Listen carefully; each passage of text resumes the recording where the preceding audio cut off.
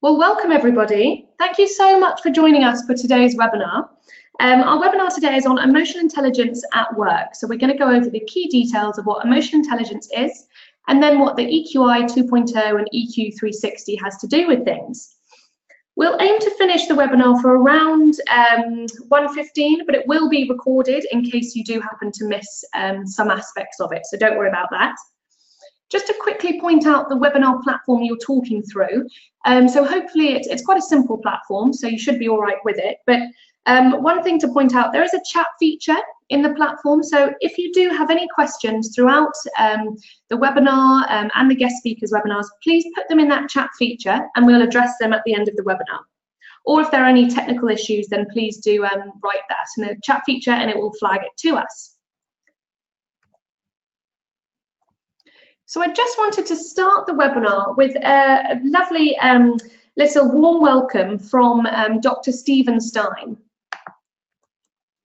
So Dr. Stephen Stein, he's the founder and CEO of MHS. They are the test publisher of the EQI 2.0 and EQ 360. Hello, my name is Dr. Stephen Stein, and I'm the founder and CEO of MHS Assessments. We're the publishers of the EQI 2.0 and the EQ 360. I want to thank you for attending today's event with our trusted partner, SciSoft. We're here today to talk about emotional intelligence, and in particular, the EQI 2.0 and the EQ 360. Emotional intelligence plays a key part in today's workplace, whether you're dealing with leadership, teams, career management, or just organizational success. Our tools are backed by years of research and science. So on behalf of MHS, I want to wish you the best for today and hope you enjoyed the event.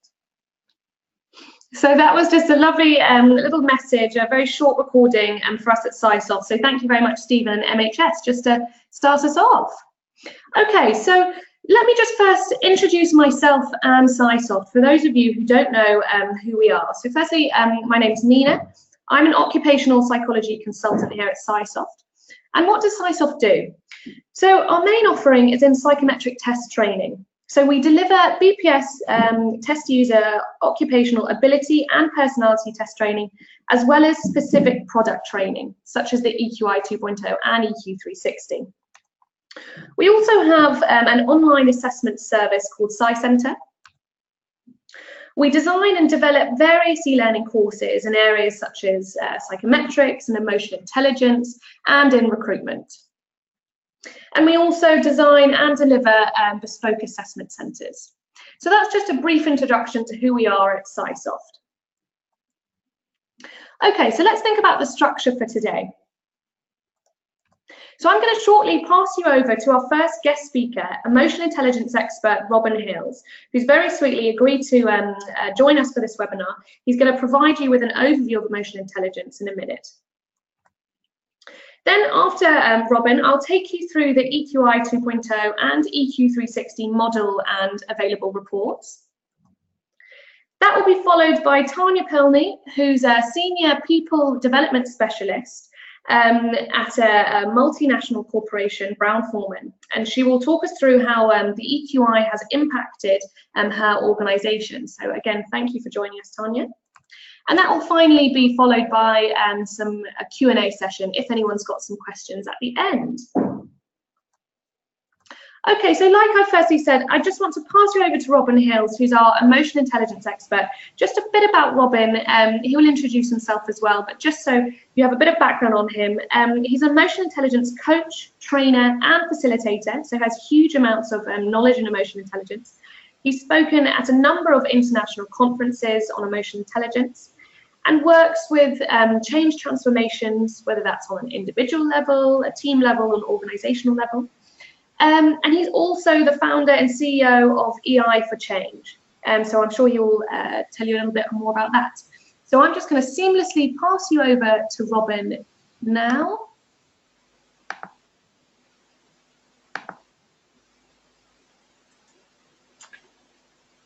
Thank you, Nina. I hope everything's working and working really well. As Nina has said, my name is Robin Hills. I'm an emotional intelligence coach, trainer and facilitator working with EI for Change. Those are my contact details if you'd like to get in touch with me at some point in the future. I've presented keynotes and workshops at international emotional intelligence conferences, and interestingly enough, I've met Stephen Stein. He and I were presenting at an emotional intelligence conference in Cape Town in South Africa a couple of years ago.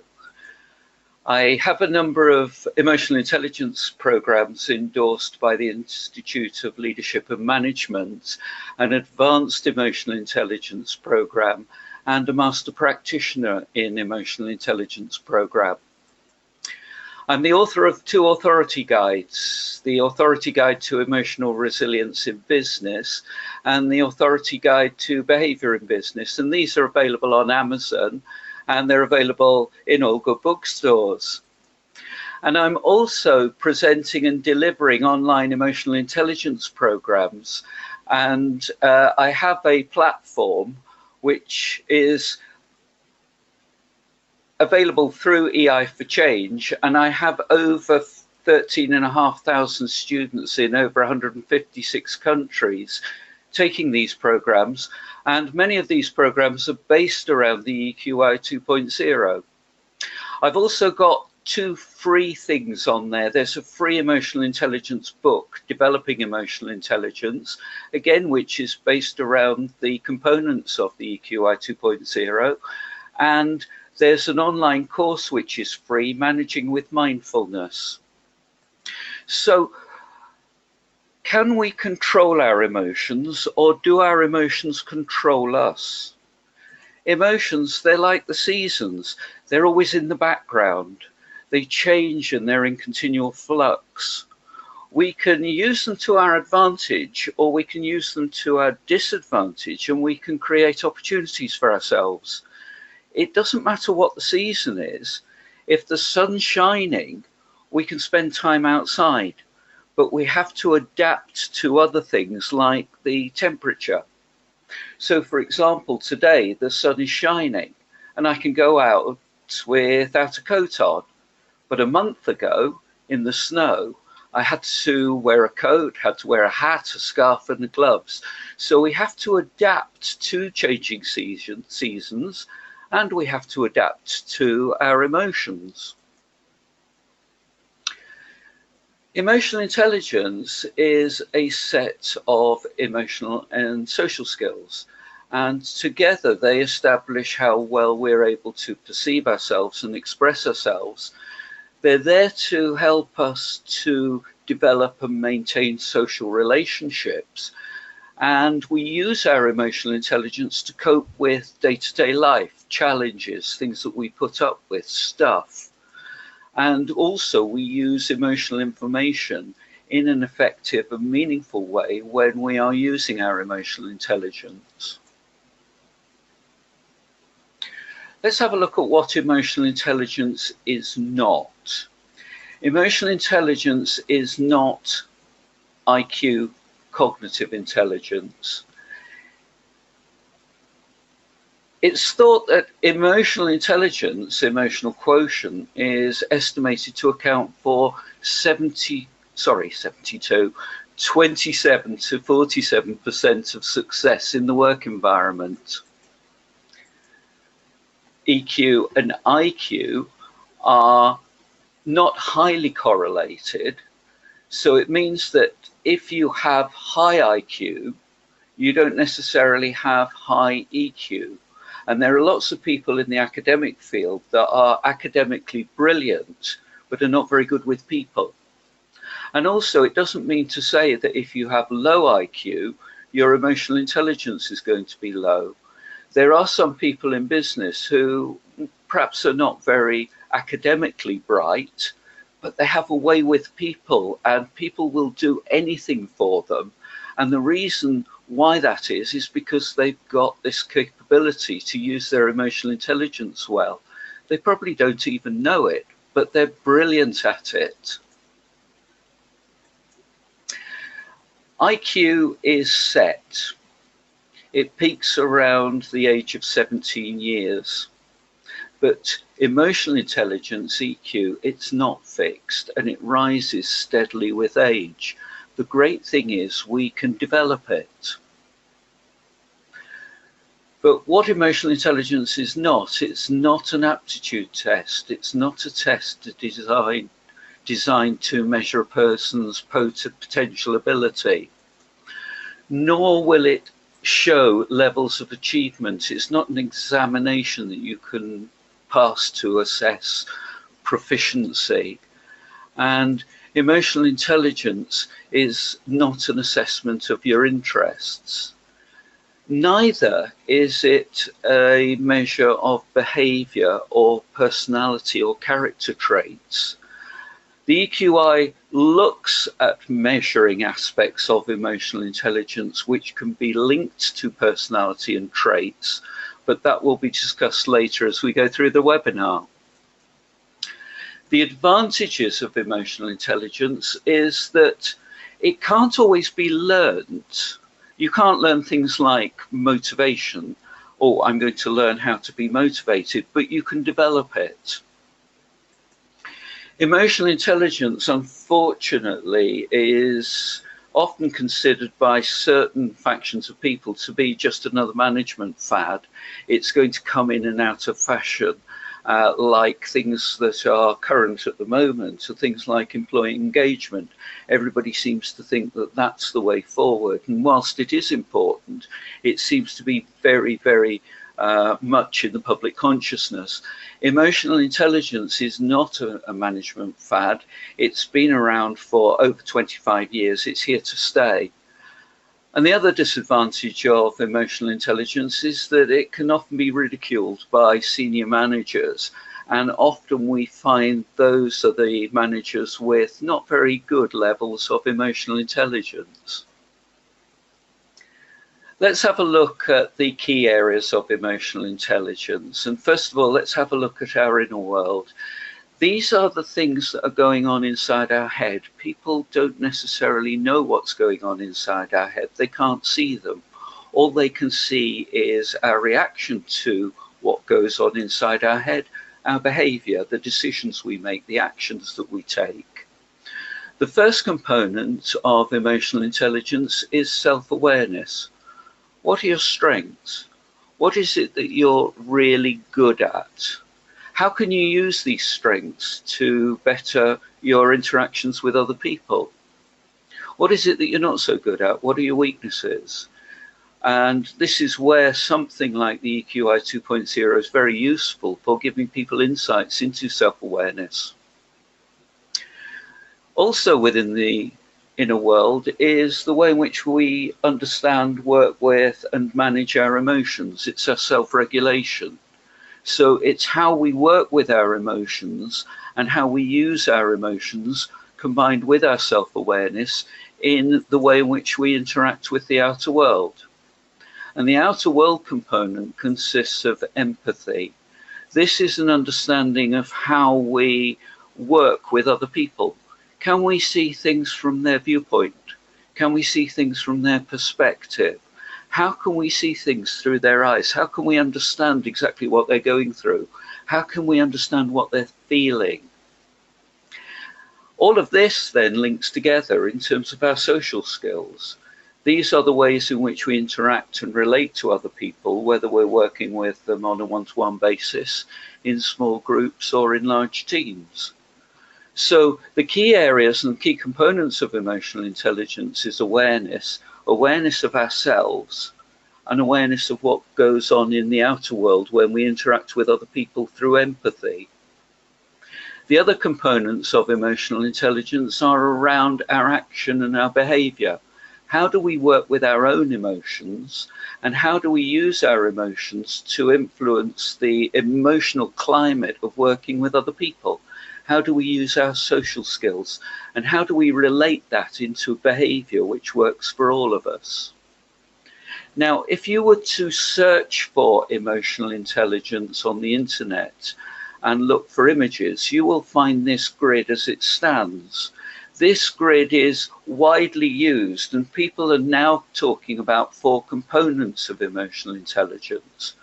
Well, it's interesting, isn't it? Because when Daniel Goldman, who we'll look at in a little bit more detail in a minute, looked at emotional intelligence, he identified 5 components. And the 5th component is motivation. And that seems to have been dropped, but motivation is vitally important. So where does motivation sit? Well, motivation sits right in the middle. How do I motivate myself to interact with other people better? And how do I work with other people's motivation? How do I understand what that is? And how do I develop the way in which I work with them in order for them to feel better motivated? So please consider motivation as an important component of emotional intelligence. When Daniel Goldman published his original book in the mid-90s, Emotional Intelligence, Why It's More Important Than IQ, he identified motivation as the drive to work and to succeed. The other component is self-awareness, which we've looked at, understanding yourself, your strengths and your weaknesses, and how you appear to others. Self-regulation, the ability to control yourself and think before you act.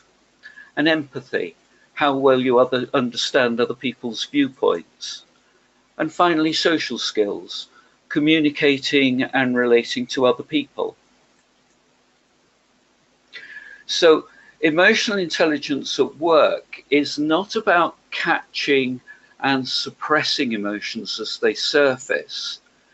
It's certainly not about being nice. It's actually bringing emotions to the surface, proactively understanding what they mean and how they impact on the team and its performance. So let's have a look at a standard emotion that everybody seems to fall back on when they're talking about emotions and emotional intelligence: anger. If the team is feeling angry, it's not a case of catching that anger and suppressing it. It's about actually bringing that anger to the surface, allowing that anger to be expressed appropriately, understanding where it came from, understanding why the team is angry, and understanding how they're going to work with that anger in order to move forward. Now, emotional intelligence is not an easy construct to work with. And everybody thinks, oh, it's all about being nice and it's all soft and fluffy. It's not. It's very hard to get it right. So let's have a look at some examples of emotion at work. Satisfaction. You feel satisfied, you feel happy, you feel elated when you've done an excellent piece of work. Exhilaration. Just think about winning a major contract that's going to take your career forward and the company forward. Just think about how that's going to feel. Feeling of pride. Pride that you work for a company that you feel is aligned with your true values and that you can help out. You've actually sat down with somebody on a one-to-one basis who was in a difficult situation and you've helped them to work out a way forward. Think about pride in terms of your family, the pride that you feel when one of your children wins at a competitive event or passes a difficult exam. Look at anger. What is it that makes you angry? Your efforts have not been appreciated. Somebody's misunderstood you. Somebody has done something that conflicts with your values. Frustration. You haven't got enough time to do things that you want to, or because other people can't see things from your perspective, or because you're not able to put your point across. Or anxiety.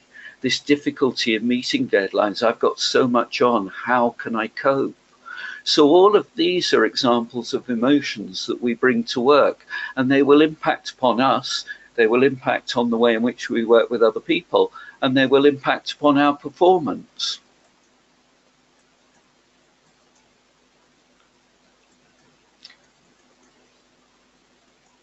Oh dear. Oh, there we are. So let's have a look at measuring emotional intelligence. And there are some ways around measuring emotional intelligence. Since the 1990s, there have been many commercial psychometric assessments that become available, and they're based on various different models of emotional intelligence. The first one we'll look at is the ability-based model, and this is known as the Mesquite, the Meyer-Salovey-Caruso emotional intelligence test, and it's based on a series of emotion-based problem-solving items. And this is consistent with the author's claim of emotional intelligence as being a type of intelligence. And this type of test is modeled on ability-based IQ tests and looks at how people perceive emotions, how they use emotions, how they understand emotions, and how they manage emotions, and it builds in a cognitive function. The other type of assessment is trait-based, and we have here the TEIQ, the trait-based emotional intelligence, and this refers to an individual's self-perceptions of their emotional abilities, and it's investigated within a personality framework using the Trait Emotional Intelligence Questionnaire. It's a very good questionnaire, but it is based looking purely at traits, personality. The mix model is a mix of both. It looks at traits and it looks at abilities. Now, the interesting model there, or the interesting measure there, is the Emotional and Social Competency Inventory. This was developed in 2007 by Daniel Goldman together with Richard Boyatis, and this provides a behavioural measure of emotional and social competencies.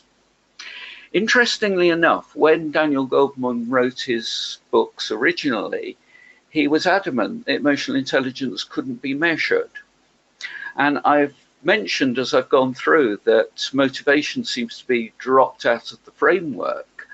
And I think one of the reasons why it's being dropped is because the ESCI can't measure, as indeed many of the assessments can't measure, motivation. So Daniel Goldman seems to have come to assessment of emotional intelligence rather late in the game, but he'd rather be in there rather than not. The other assessment is the EQI 2.0, the Emotional Quotient Inventory, and this incorporates both personality and ability, and it's the most widely used assessment globally. It's considered to be the most scientifically valid and reliable measure of emotional intelligence based on independent review, and it's got a lot of distinct advantages over the other emotional intelligence self-assessed measures due to it being translated in many languages. It's got a wide variety of norms, and it's got the availability of a comprehensive 360 assessment, and it incorporates leadership comparisons. The EQI 2.0 is the assessment that we prefer, and in fact this morning I was having a coaching session with an entrepreneur from Beijing who originally completed the EQI 2.0 about a year ago and has found it to be completely revolutionary in terms of giving him insights into how he works with other people. You'll hear more about the EQI 2.0 as you go through the webinar. So I'm just going to leave you with some do's and don'ts around emotional intelligence. Don't think that your emotions don't impact on the way that you work. They do. You don't leave them at home. You don't stick them in a box. If you're feeling unhappy, if you're feeling sad because things are going on in your personal life, they are going to impact on the way in which you work. And indeed, it works the other way. And I'm sure you're well aware of if there are issues at work, how it can impact on the way in which you interact with other people at home. Don't assume that, or don't think that emotional intelligence is not relevant for your job. It's relevant in every job. There are some jobs where it's not quite so relevant, such as being a scientist, but for most jobs which involve interacting and working with other people, emotional intelligence is going to be a core component of that. And don't think that your emotional intelligence needs no further development. I'm an emotional intelligence coach, trainer, and facilitator. Am I emotionally intelligent? If I answer yes, it's rather arrogant and self-conceited and suggests there's no room for movement. And if I answer no, why on earth am I talking to you about emotional intelligence? So emotional intelligence can always be developed. There are certain times when I go into a situation and I come out of it and I think, oh, I've handled my emotions really well. I've interacted with other people well, and I've got the outcome that we were all looking for, and I'm feeling really good about it. And there are other times when I go into a situation and, ladies and gentlemen, I completely screw up. I'm human like you are. My emotional intelligence needs a lot more development. And if I don't think it needs any further development, I've only got to go and have a conversation with my wife. Here are some do's. Do observe the way in which you interact emotionally with other people and with situations, because that will help you to understand yourself better and understand other people better. Consider how you might test and develop your emotional intelligence. And ask yourself honestly, how well do you react to the concerns of other people? Or do you tend to react to your own concerns with little consideration for other people? One final thought. Enjoy working with your emotional intelligence. Nina, I'm going to hand everything back to you, and I wish you all the best with the rest of the webinar and look forward to answering your questions later.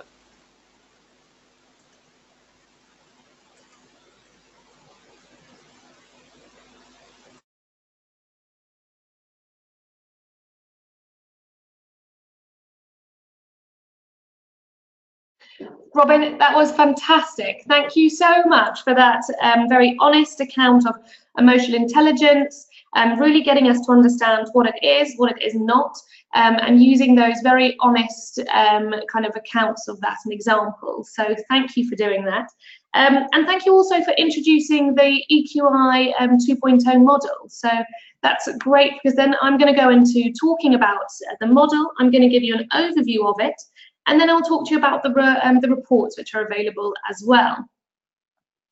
So you've already seen this lovely colourful model from Robin, and you can see it's circular in its shape, and it's because each segment relates to each other.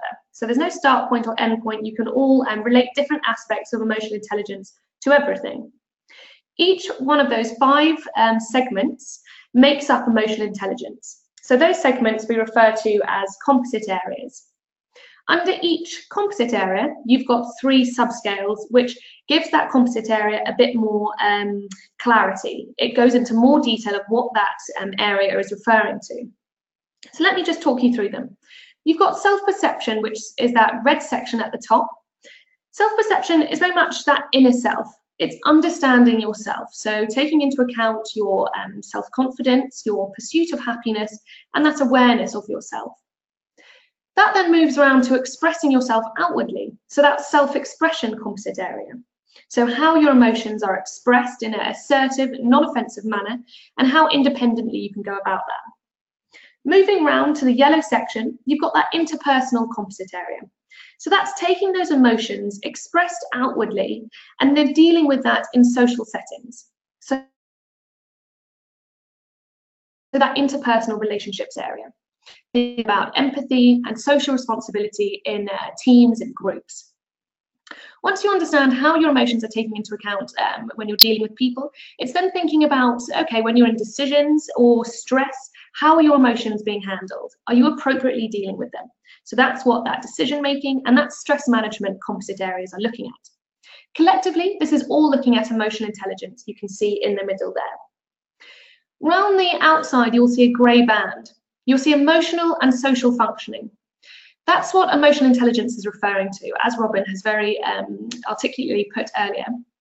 You'll also see there's well-being. So what the EQI 2.0 report also does is it looks at well-being. So that's happiness, really, which is very subjective to people. So that's why it's put on the outside of that lovely model there, because it is measuring it, but just in a slightly different way. So that's just a brief overview of the model. And now I'm just going to talk you through a few of the reports, which Robin has mentioned, but I just want to show you them as well. So firstly, you've got the EQI 2.0. So that's that self-assessment. You have the workplace report. So that's the standard report, really, can be used at any level. You then have the leadership report.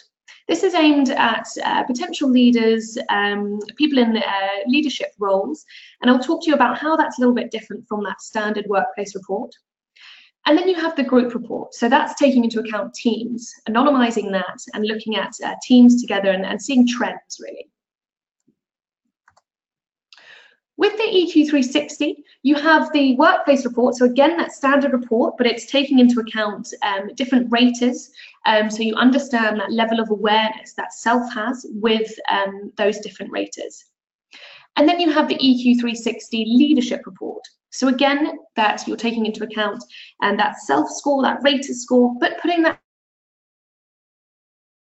leadership spin on it. So let me walk you through these. Like I said, we've got that EQI 2.0 workplace report. You can see how it looks on the screen here. That's that front cover. I just wanted you to be aware of that. It's that self-report. It's the standard one used when assessing anyone within the workplace. I wanted to show you this, this page, which is called the overview of your results.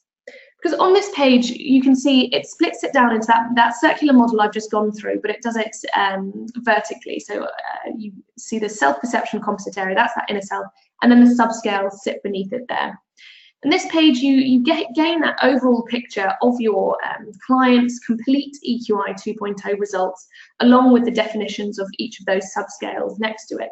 So you can quickly identify patterns in your client's profile. So this one on here, you can see, if you can't read it, don't worry, but that independence is a little bit lower. I wonder what that's saying. You know, there's interesting stories which can come around that. Just to talk you through the EQI leadership. As I said, this report can be used when you're honing in on leadership development, potentially executive development and coaching, and maybe developing high potential leaders. So this report really examines that client through 4 key dimensions.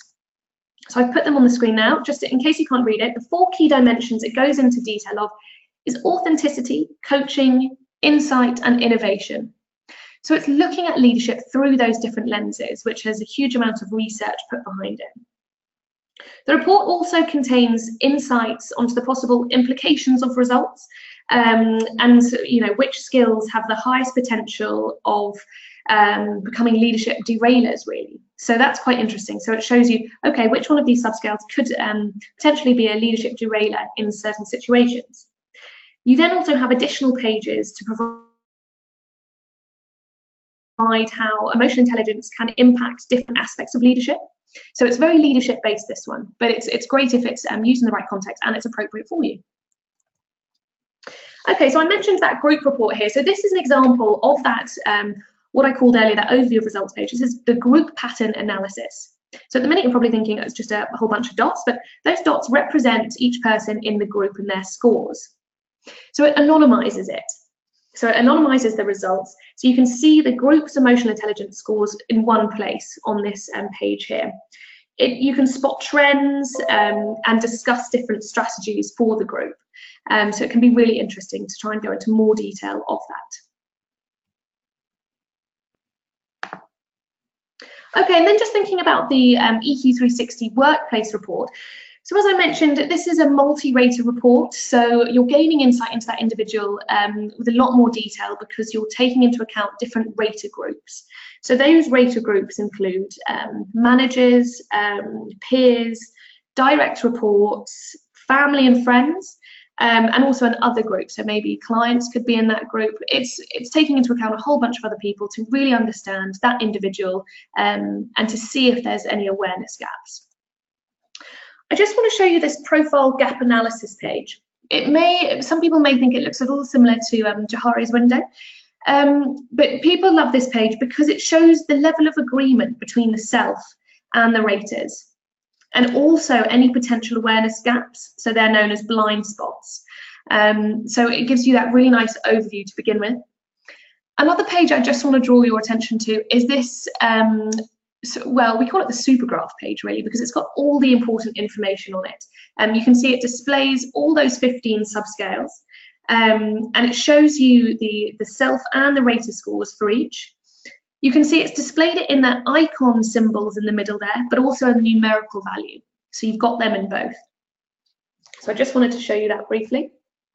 And then thinking about that EQ360 leadership report. So that's taking that leadership report I mentioned of those different dimensions of leadership. So you've got authenticity, coaching, insight, and innovation, but putting that leadership spin on it. So looking at it through that leadership lens. Okay, so now I've just told you a little bit about the reports. Just thinking then, why would you get certified using these tools? What would be in it for you? So just thinking, the reputation of the EQI 2.0 and EQ360 has been around for over 20 years. As Robin has said, it's one of the most popular emotional intelligence tools out there, scientifically validated measure of emotional intelligence, and it's the, we've got the predecessor of the bar on EQI with that huge amount of respect that came from that onto this EQI 2.0. The certification will also allow for a deeper understanding of emotional intelligence. So also you will really understand how the EQI 2.0 and EQ360 tools work in emotional intelligence. There's a coach's report. So once you're certified, you get access to a coach's report. In this coach's report, you gain a better understanding of your client's results through validity indicators. You've got interpretation sections of the different subscales, follow-up questions you can use, you've got a guide to a debrief session, and you can see item responses in that. So that coach's report really provides a wider understanding of that client report. Also, you can purchase cheaper assessments once you're certified. And you can gain access. So once you're certified, you will have your own portal, and then on the portal there's loads of resources available to you: videos, tutorials, marketing material, sample reports, articles, research. The list is endless. So I just wanted to go over that briefly. Okay, so our second guest speaker, we're very privileged to have Tanja Pelny with us here. As I mentioned, she is Senior People Development Specialist at Forman, so a multinational corporation. She's very sweetly going to explain how her organisation has used the EQI 2.0 and EQ360 tools and what impact they've had on her organisation. So I'm just going to very seamlessly pass you over to Tanja now.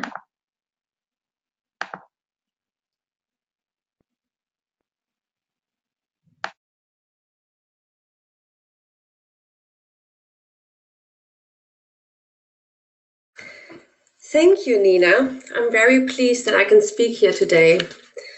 Let me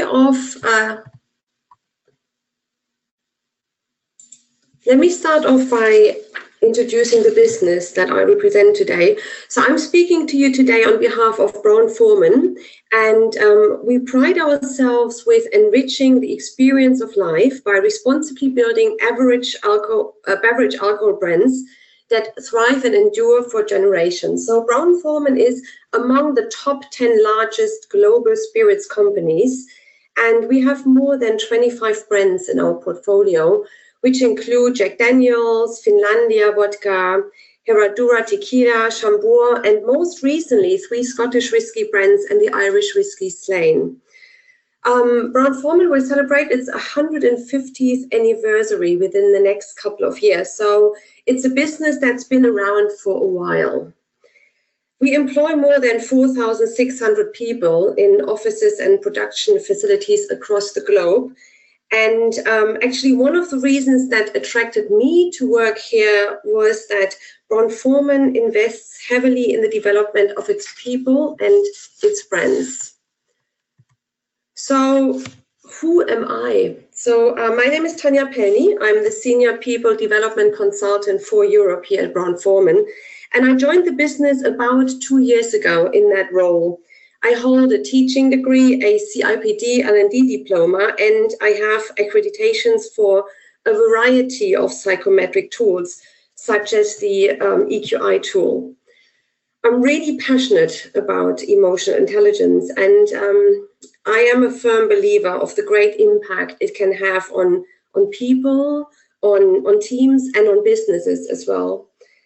So today I'm very pleased that I have the opportunity to briefly share with you how we currently develop emotional intelligence in our organization and how we plan to do so in the future.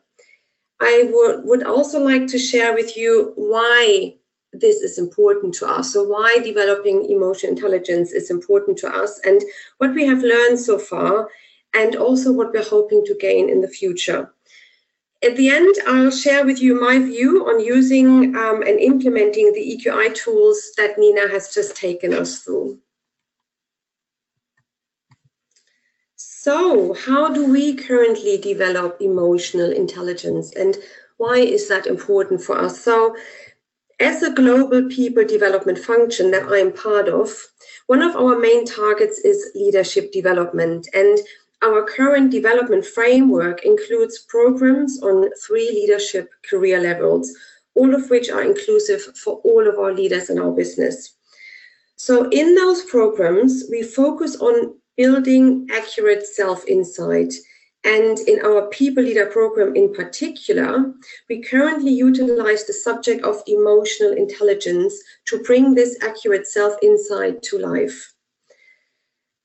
The People Leader program is targeted at our first-line leaders, and it's built on blended learning, on 70-20-10 principles. And actually, I'm very proud to add that we were in the winner's circle with the HR.com Lead Award earlier this year for Best International Program and for Innovation in Deployment. So I want to share with you how we set up our EQI journey. So first of all of our global People Development Consultant team got EQ certified. That was our first step. And then for the People Leader program, we chose the EQI 2.0 self-assessment as the first step into the program, alongside a 180 feedback assessment, which was based on the program's objectives. And then depending on locations, we either delivered individual or group debrief sessions to bring the assessment reports to life for our participants. So my role in the program in particular is I'm leading the global assessment strategy, which includes the EQI implementation, and I deliver the program across Europe. Another important point to make is that for us, with the conscious investment in developing emotional intelligence in our leadership population, we recognize that to be effective, leaders must have a solid understanding of how their emotions and how their actions affect the people around them. They need to understand what triggers their emotions and what triggers their actions. And we wanted them to understand how they can build on this knowledge, because we believe that the better leaders know themselves and the better they relate to and work with others, the more successful they will be. And that actually leads us into what we're looking to gain. So what are we looking to gain by utilizing and working with emotional intelligence with our leader population? So for our business, this is actually the first time that we dive deep into the subject of emotional intelligence. And to be fair, our experiences are still very young. We launched the first cohort of our People Leader program in late 2016. But with bringing emotional intelligence to the table, we wanted to significantly raise the bar in regards to personal awareness from a leadership perspective. We also wanted to emphasize the importance of emotional intelligence as a success factor for our leaders. And we wanted to enable our leaders to effectively develop their emotional intelligence to be the best leaders they can be. To give you some numbers, so up to now, globally, 800 of our leaders have participated and engaged with the EQI tool and with their learnings. And an additional 400 leaders will start the program in the near future. So we are really looking forward to analyzing the data of our entire people leader population globally, which will give us invaluable insights to shape relevant next development steps for each region, each country, and each function. I would like to share with you some early insights from participant perspective. So these verbatims that you can see here are extracts from a post-program evaluation that we run, and all are responses to the question, what was the most important personal learning for you in the program? And so a lot of people mentioned emotional intelligence, so I pulled out some of the key verbatim for you. So there was mentioning about the EQI 2.0 report in itself, and also everything about emotional intelligence. People said that learning for them was raising their self-awareness and the impact of emotional intelligence at work. They mentioned understanding their current status of me as a leader, which refers to the accurate self-insight piece that I mentioned earlier. Empathy was mentioned as one critical part of emotional intelligence, and Robin referred to that earlier as well. Walking a mile in your colleague's shoes can affect how you see things and lead. And lastly, the EQI has helped me to focus on a few areas where I want to improve and start making changes in how I lead. So to us, these verbatims express the significance that leaders experience working with emotional intelligence. In addition, we had asked participants to rate a statement, and the statement is, I know how to enhance my strengths and development areas around emotional intelligence, and 90% of our global respondents rated this statement either agree or strongly agree. So we thought that these were really great early insights in relation to what we were hoping to gain. And in fact, another important insight we gained from participant commentary in the scope of these evaluations was that people wanted to engage more with the subject and learn more about how they can maximize their emotional intelligence at work. So there was a lot of curiosity around this topic. And so I want to share with you next how we plan to further develop emotional intelligence in our organization. So based on the success of us using the EQI 2.0 self-assessment in the People Leader program, we now plan to expand, and for the next level program, which is our Business Leader program. And this program targets all leaders of regions, countries, and functions. For this program, we plan to use the EQ 360 feedback tool because it offers the participants an additional perspective outside their own. And Nina explained more about this earlier today. And what we found particularly valuable, that this tool allows feedback both from colleagues, but also from outside work relationships like family and friends. So we are due to launch the Business Leader program later on this year, and we are very keen to learn about the impact in this program. And again, we will put a range of measuring tools in place so we can work with these insights effectively. I was very lucky to be part of the group to test the EQ 360, as I have done with the EQI 2.0 self-assessment. And I have myself hugely benefited from the development I personally gained. And so we are planning to soon launch the EQ assessment for individual and team development as well here at Forman as a valuable addition to other tools that we already use in the business for this purpose. So lastly, I would like to share with you what it was like using the EQI tool. So for our purposes, 4 points were particularly important. So that was, first of all, language availability. So we are a global company. We have more than 40 nationalities in our business. And so we have a really complex language need. So in the system, there are a lot of languages available, and that was great for us. And there's languages available both in the assessment and also in the report. And even though we found that we could have benefited from having even more languages, so the languages on offer were really good for us. And while we were working with the program, actually more languages were added. So we are really confident now that going forward, there will be additional opportunities for us to implement the tool in more languages and in more countries. So that's great and something to look forward to for us. Secondly, the system is user-friendly. That was important for us. And not only from a participant perspective, but also from an admin perspective. That worked really well for us.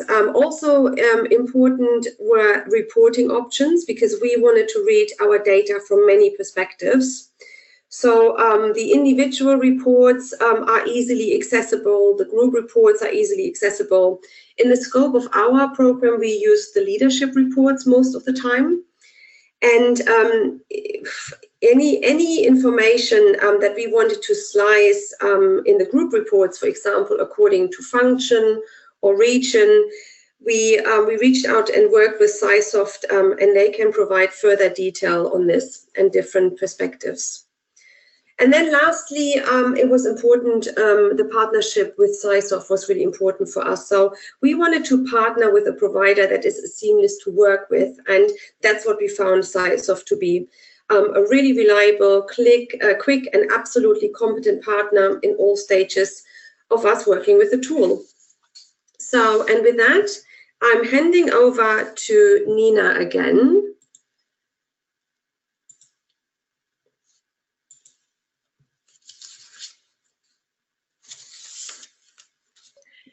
Tanja, that was fantastic. Thank you so much for providing us with your overview of how you have used those tools, the EQI 2.0 and EQ360 at Brown-Forman. It was really interesting to understand really about how you've used it in your programs, what impact that has had, and the importance of emotional intelligence, which you find in your organization.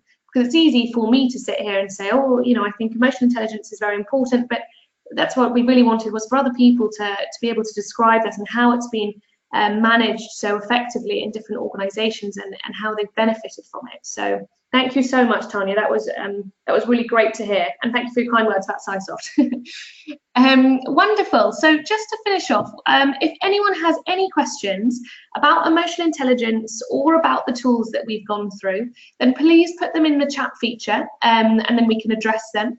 Alternatively, you can email us and we'll be happy to answer any questions via that. So whilst people are thinking about questions that they want to write in the chat feature or anything like that, I just want to say a big thank you to Robin and Tanja as our guest speakers. They've been incredibly helpful and efficient throughout this whole process of me putting the webinar together. So a really big thank you genuinely to you both, and also thank you for the attendees. I know it's a lovely Friday, really nice and sunny outside, so thank you for staying inside and listening to this webinar. Any questions coming through? Not yet. Okay, absolutely fine. And that means that we've covered all the important things. That's a good thing, really. So yes, just to sum up, thank you so much everyone for joining us. Emotional intelligence is so important in all different areas. We don't just use it in the workplace, and we use it in all different areas of our life. And what we're really wanting to do with this, and you know, continually, is really make a point that emotional intelligence is important, that we all need to be aware of it. We all need to think about how we can develop it, and that starts by looking at tools like the EQI 2.0 and EQ360, which can measure it so that we can develop it further. So that's just my last point on that. I think we'll end the webinar now because we've got no questions coming through, which is fine. Everyone wants to get on with their lunch. So again, thank you so much for joining us, and we'll do another one of these soon. Thank you, everyone.